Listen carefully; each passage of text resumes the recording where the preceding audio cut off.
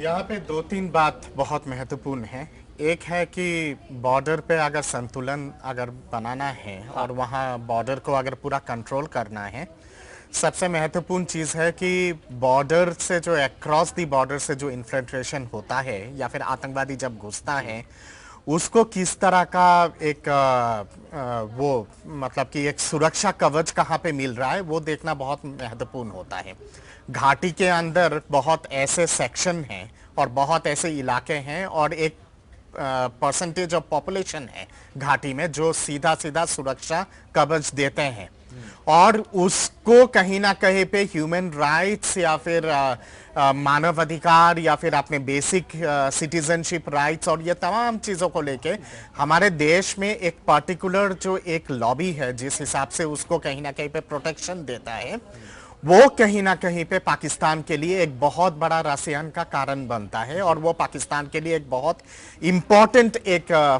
Green pasture हो जाता है कि देखो इनके घर के अंदर ही तो हालत ऐसे है और घर में ही इस तरह के विवाद है चीजों को लेके, तो हमें बहुत आसान होता है वहां के माहौल को बिगाड़ने में। हमारे ही विवादों से वो सपोर्ट भी लेते हैं और फायदा उठाते हैं। इस चीज को जो राजनीतिक गलियारों में मीडिया के एक पर्टिकुलर सेक्शन में या फिर लोकल पॉपुलेशन पे जिस तरह का एक कट्टरवाद जो फैल रहा है इन सब चीजों को लेके और उसको जिस हिसाब से एक प्रोटेक्शन दिया जाता है, उसको भी कहीं ना कहीं पे सिस्टमेटिक वे में खत्म करना बहुत आवश्यक है। दूसरी बात यहां पे जहां चाइना के परिपक्ष में एक चीज पे मैं संशोधन जरूर करना चाहूंगा। एयर स्पेस की वायलेशन की जहां बात आती है, ये पहली बार नहीं हुआ है कि चीन ने एयर स्पेस का वायलेशन किया है। मुझे अच्छी तरह से याद है दो तीन घटनाएं राजीव जी के सरकार के दौरान और नरसिम्हा राव जी के सरकार के दौरान, जब लद्दाख पे अरुणाचल प्रदेश के तवांग इलाके में और उसके साथ साथ सिक्किम और उत्तराखंड के बॉर्डर पे भी एयर स्पेस की वायलेशन चीन ने की थी।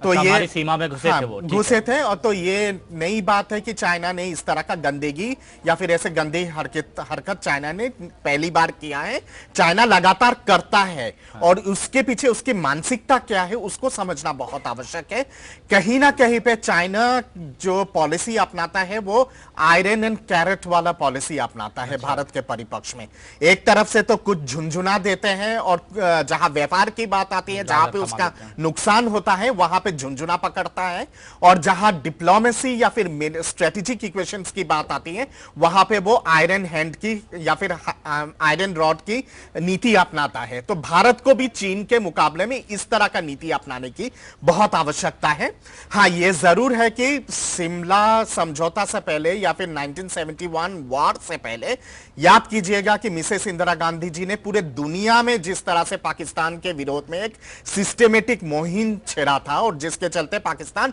पूरा अलग थलग हो गया था अंतरराष्ट्रीय लेवल पे before the war. Diplomatic war जिसको हम लोग कहते हैं वो भारत बहुत कामयाब वे में किया था। कारगिल के दौरान भी ये चीज हुआ था। मैं समझता हूं कि अभी की जो सरकार है,